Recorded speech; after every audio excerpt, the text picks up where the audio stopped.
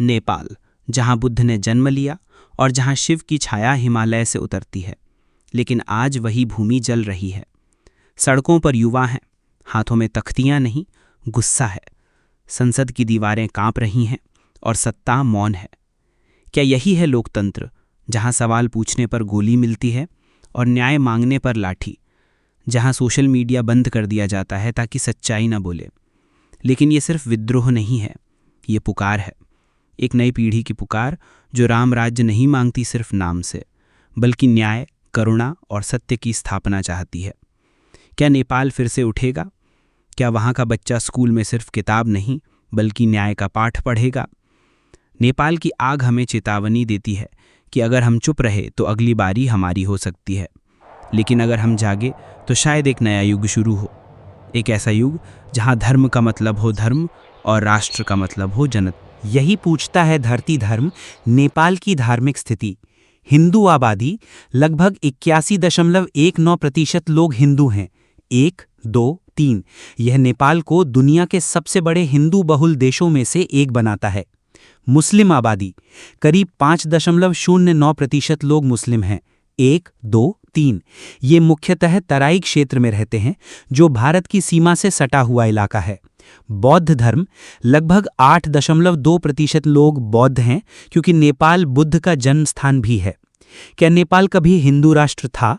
हाँ, नेपाल 2007 तक आधिकारिक रूप से हिंदू राष्ट्र था, लेकिन उस वर्ष इसे धर्मनिरपेक्ष घोषित कर दिया गया। इसके बावजूद हिंदू संस्कृति और परंपराएं आज भी नेपाल के सामाजिक जीवन में गहराई से रची बसी हैं। क्या हो रहा है नेपाल में? जेन ज़ी के नेतृत्व में सरकार विरोधी प्रदर्शन हो रहे हैं। सोशल मीडिया पर प्रतिबंध और भ्रष्टाचार के खिलाफ युवाओं का गुस्सा फूट पड़ा है। हिंसा में अब तक 34 लोगों की मौत हो चुकी है और 1300 से अधिक घायल हैं। संसद भवन, प्रधानमंत्री आवास और अन्य सरकारी इमारतों पर हमले हुए। प्रधानमंत्री केपी शर्मा ओली ने इस्तीफा दे दिया। सेना ने मोर्चा संभाल लिया है और कई इलाकों में कर्फ्यू लगा है। देश को क्या नुकसान हो रहा है? राजनीतिक अस्थिरता। पिछले 17 वर्षों में नेपाल ने 15 प्रधानमंत्री देखे हैं। यह लोकतंत्र की जड़ें कमजोर करता है। आर्थिक संकट। हिंसा के कारण खाद्यान्न आपूर्ति बाधित हो रही है। कालाबाजारी और महंगाई की आशंका है। पर्यटन और निवेश पर असर। नेपाल की अर्थव्यवस्था पर्यटन पर निर्भर है। अस्थिरता से विदेशी निवेश और पर्यटन दोनों प्रभावित होंगे। क्या कोई फायदा या उम्मीद की किरण है? युवाओं की जागरूकता। जेन ज़ी अब सिर्फ सोशल मीडिया पर नहीं, सड़कों पर भी अपनी बात कह रही है। यह लोकतंत्र के लिए एक सकारात्मक संकेत हो सकता है। भ्रष्टाचार के खिलाफ आवाज। जनता अब सवाल पूछ रही है, नेताओं से, सिस्टम से। यह बदलाव की शुरुआत हो सकती है। संविधान और व्यवस्था पर पुनर्विचार। अगर सही नेतृत्व और संवाद हो तो यह संकट एक नए न्यायपूर्ण नेपाल की नींव बन सकता है। भविष्य की पीढ़ियों के लिए क्या असर होगा?